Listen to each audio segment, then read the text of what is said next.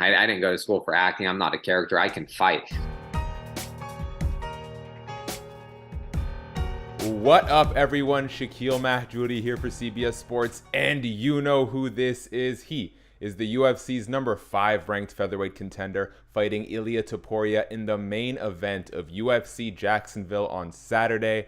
If I had half the power with my words that he does with his fists, maybe, just maybe, I'd win an argument with the fiance.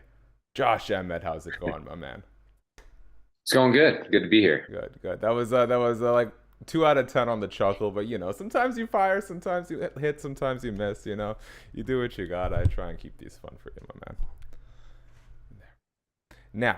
Now, there's so much to get to. We have this fight with Ilia, and what really kind of stands out to me is it's interesting, right? Because when I think about like the prototypical UFC star, and I say this with no offense, I actually kind of say it as a compliment, like you're not the person that comes to mind because we see a lot of sort of like brash, almost like caricatures who kind of like rise to the top. But we have you in not just a fight night headliner, but a show in front of the crowds. I think it's on ABC if I'm not mistaken. You're coming off an interim title fight. You're a regular fixture in the main event scene these days. For me, it's actually really refreshing to see someone who kind of lets their actions speak for their words be positioned like this. How do you think the UFC sort of perceives you as sort of a talent that they can thrust into these big spots? I feel like if it's coming down to a talent, I feel like I have the fighting capabilities. I feel like I can do all the interviews, I can do all the media stuff. Anyone that actually knows me, um, would put me in that superstardom. But then again, like you said, this is the entertainment business. I know William Endeavor just acquired WWE, and that's the stuff that like I didn't go to school for acting. I didn't go to school for acting. I'm not a character. I can fight. I played sports my entire life, wrestled since I was a young child all the way through college. I can go out there, compete and win and do everything right. You know what I mean?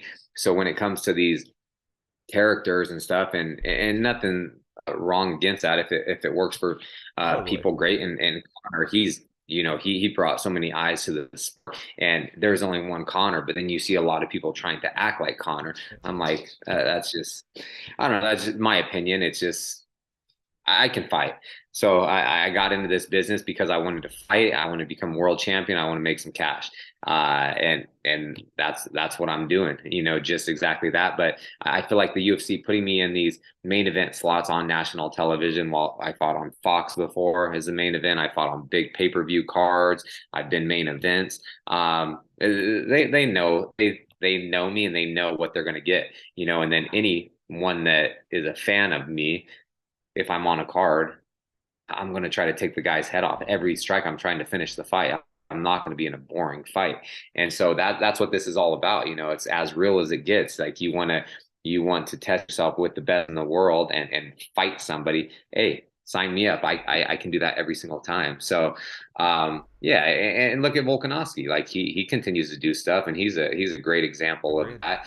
And he doesn't have to be a character or some crazy guy. And he look what he's done. There's so many more fighters that I can just name, but it's just, yeah, it's just I'm just gonna do me, and I'm gonna fight, and that's what I'm gonna continue to do. Well, and fortunately for the fans, I think you're going to have a very willing dance partner in Ilia Topuria, another guy in the featherweight division with huge power. When you sort of assess the fight, what's the biggest advantage that each of you possesses? How do you sort of see these two powerful forces kind of coming together?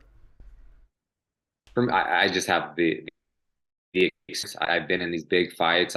You look at the resume of the fighters that I've fought. Goes hand in hand. I think stylistically, this is a great matchup. It's nice that I get to fight someone my height and similar to my stature. I'm not fighting some guy 5'11", 6 foot. I fought people on the scene up to 6'5". But it's nice. So it's a stylistically, it's a great matchup for me. And he's a well-rounded fighter. He's good. And but I've been preparing really well for this, and June 24th will be my night. I apologize if you've been asked this before. Obviously, I don't know what you and the other media have talked about today. You're obviously coming off the interim featherweight title fight against Yair Rodriguez. And I remember that immediately after that fight, he sort of started speaking to you and he told the media that he was just trying to sort of give you words of encouragement, that he very much believes that you will be a world champion. What do you remember from that brief conversation with Yair immediately after the fight? How were those words received, and what were your emotions like in the immediate aftermath of that loss? Yeah, honestly, I like I saw that afterwards, and I read some stuff about that, and I was like, oh, that's good. You know, he's a good guy. All the respect to him, but I did not, I didn't hear Yeah. anything. I was pissed. I was so pissed. I was like, I just wanted to get out of there. So I was like, hey, good job. And I just left. Like I didn't even, process any of that. But yeah, that's wasn't my night on the in February. What was it about? How did you feel? Like, what made you? Obviously, you've experienced losses before. Almost every fighter in this game has. What is it about that loss in particular that made you just kind of want to get out of there? Yeah, it was. I don't know. It was the biggest fight of my life, and there was no adrenaline dump, no like nerves, no nothing. It was another fight. I just I didn't perform well. It didn't work out for me. And it showed. Like it clearly showed. Getting all this criticism, and I'm like, hey, I rightfully deserve that because it was a shitty performance. And do I wish I could have fought him in March in Las Vegas? 100%. But like I said, I would have went anywhere in the world to fight anybody for a belt, and that's just the cards that I was dealt with. And that's why I wanted to. Even when I got back, I wanted to fight immediately. So I called my manager and, hey, I want to fight International Fight Week, and they said they had other plans for me with this fight, and I took it. Originally, it was supposed to be in Vegas because I wanted to fight kind of local, but it's only 3 hours away, or 3 hour time difference, so that'll be okay. I just don't want to travel Oh, overseas, big fights anymore. not unless it's with the wife and it's a vacation, right? Yeah, only that, but not to fight. I That's agree. for sure. No. I agree. Last thing on that fight, now that you've had some time to process and kind of move forward, how do you take something like that and sort of what can you take from that fight to sort of fuel you and make you better and sort of leverage it in a positive way heading into this fight with Topuria? Yeah, it's like Yair's one of the best. Look at the guys he's fought. It's like I just did not perform. It comes down. It's as simple as that. I did not perform well at all. Um, but yeah, I know I can beat these guys. I know I can beat these guys. So yeah, it's just another fight moving forward. I just wanted to get back in there and not erase it because I'm not going to erase that, but I can get back to that. But I have to beat a tough Ilia on the 24th first. Otherwise, it means nothing. So I'm just going to do everything in my power to get my hand raised. And then I'm right back in the same spot. I'm still ranked number 5 in the world. There has been some movement in the division. You never know what happens. So it's like I just have to go out there, beat him, and then we'll figure it out. But I have to beat him first. Now, one last thing on fights before we finish up on some stuff completely removed from the fight game. Give you a little bit of a break. It's what I like to talk about too. Before we get there, you are known for the power in your fist. So, what I would like from you, in your opinion, in no particular order or ranked, whatever is kind of most convenient to you, I would like your pound for pound five hardest hitters in the UFC, pound for pound. You have to go with back in the day, Mark Hunt. He was knocking everyone Yes, out, even yes. even Country Boy Roy Nelson. Uh-huh. You knew that overhand right was coming, but he had so many knockouts. Obviously, Derek Lewis. I think he still has the most knockouts right in heavyweight division. Um, Ngannou. It's like I'm all these heavyweights. You know what I mean? And then of course I'm up there somewhere. I'm gonna give an honorary mention to the H bomb from Dan Henderson, just because it's such an iconic Oh one. yeah, I yeah, want to of give him course. some love There's too. so many. If I just had a list, I could name Oh, a. 100%. That There's very solid. Yo, the too fact many that you started fighters. with Mark the Yeah. Super Samoan Hind lets me know that you know what's up. Okay, so let's finish on this, Josh. I want to talk about some stuff away from the fight game first, because I know that you like to travel in your free time when there isn't a fight at stake. If you could live in one other country, where would you be?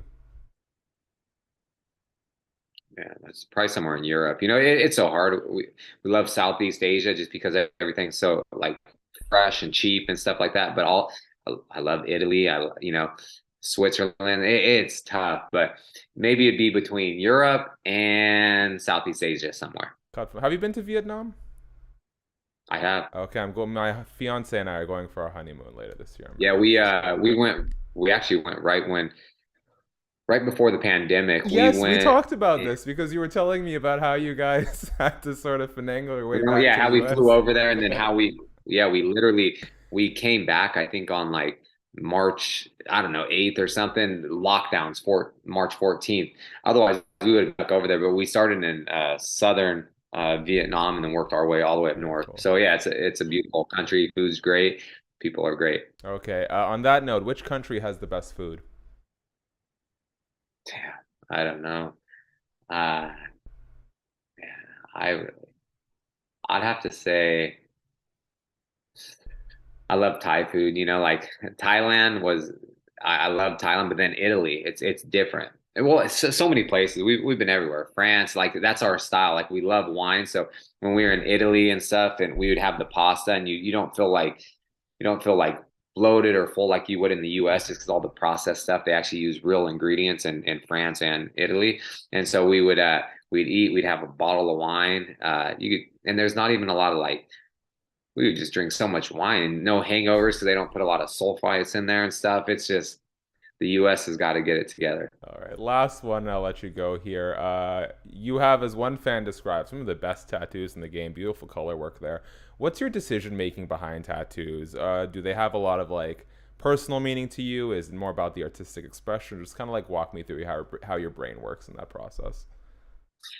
Yeah, originally I had like the one where I have like the tiki mask and it's all like the colorful one. I got that when I was 19. I actually had a tattoo of my last name down my tricep and it had some weird design in there and I needed to get that thing covered up right away. So I one of the best tattoo artists in the Sacramento area, Bill Liberty, I was lucky that he was here and he just he does huge just murals and pieces and stuff like that and this is like a Japanese art and then the tiki mask is from the Big Island, a gas station of an actual tiki mask picture and then everything else like has meanings like everything really has a meaning um yeah, a meaning, Okay.